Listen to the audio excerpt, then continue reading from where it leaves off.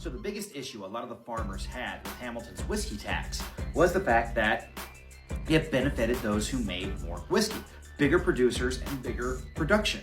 The tax could be paid either by the gallon of whiskey that was manufactured, or you could pay a flat rate where you would just pay a certain amount for all the whiskey that you manufactured. If you are a small individual farmer, you're not paying, you're paying per the gallon. So every gallon that you make, you're paying 8 or 9 cents per gallon that you make. If you're a large producer, you're going to end up paying that flat rate, and you're going to produce so much whiskey, you might end up only paying 1, 2, or 3 cents per gallon. So you have people who are making less but are paying more in it, and you have people who are making more but are paying less in taxes. To the individual farmers, that was wrong. That was this government favoring the wealthy over them. And that wasn't the intent of the law. Nowhere in any of Alexander Hamilton's writings do you see that he's like, I'm going to stick it to those poor farmers who are drinking whiskey because that's bad. It made sense for the government to make a volume discount, more or less. So it's perceived as being a tax on the poor as opposed to a tax on the wealthy.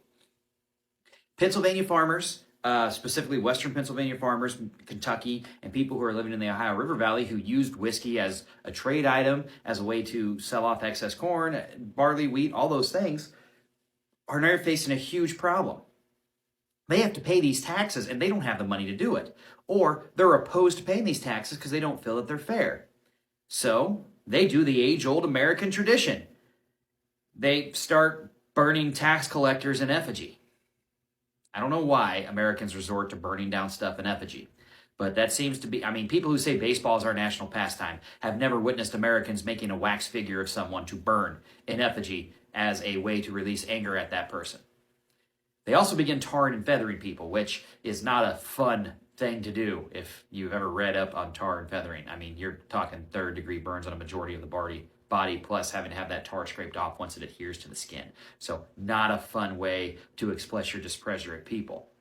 The rebellions start getting out of hand where the states don't know that they can handle it anymore. You're also going to have problems where this is now going to become a national problem. Well, national problem, we have a national government. Unlike Shays' Rebellion, which there is no unified national response. There is no national response or national figure who could take control of it. The Constitution allows for someone to be in charge of the military. It allows for a federal government to intervene on this. And that's exactly what's going to happen. Next video.